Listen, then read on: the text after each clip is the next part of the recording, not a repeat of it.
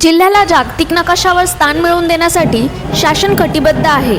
यासाठी शेती, शिक्षण, उद्योग आणि महिला सक्षमीकरणाची कामे हाती घेण्यात आली आहे। यात प्रामुख्याने सिट्रस इस्टेटमधील AI प्रकल्प आणि आशियातील सर्वात मोठे पायलट ट्रेनिंग सेंटर जिल्ह्याच्या प्रगतीला नवी दिशा देतील।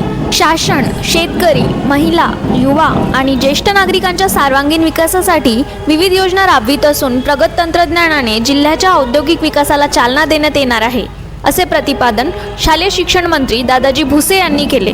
प्रजासत्ताक दिनाच्या 77वा वर्धापन दिन पोलीस मुख्यालयाच्या परेड मैदानावर पार पडला।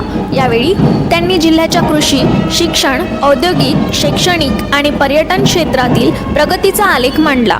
यावेळी पद्मश्री पुरस्कार जाहीर झालेले जनार्दन बोथे गुरुजी, विभागीय आयुक्त डॉक्टर श्वेता सिंगल, विशेष पोलीस महानिरीक्षक रामनाथ पोकळे, जिल्हाधिकारी आशिष शेरेकर, मुख्य कार्यकारी अधिकारी संजीता महापात्र, मनपा आयुक्त सौम्या शर्मा, पोलीस आयुक्त राकेश ओला, जिल्हा पोलीस अधीक्षक विशाल आनंद तसेच इतर विभागातील अधिकारी उपस्थित होते।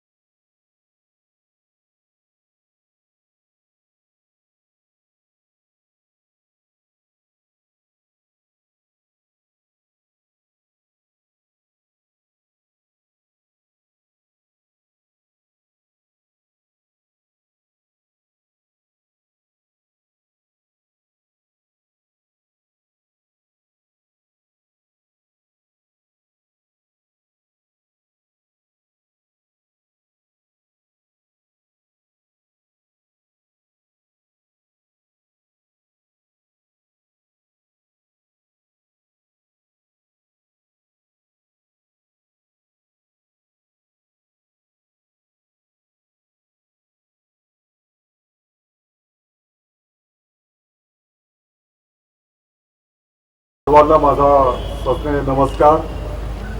आज 77व्या प्रजासत्ताक दिनानिमित्त उपस्थित सर्व सन्माननीय स्वातंत्र्य सेनानी, सन्माननीय लोकप्रतिनिधी, शेतकरी, अधिकारी, पत्रकार आणि समस्त जनतेला मी शुभेच्छा देतो।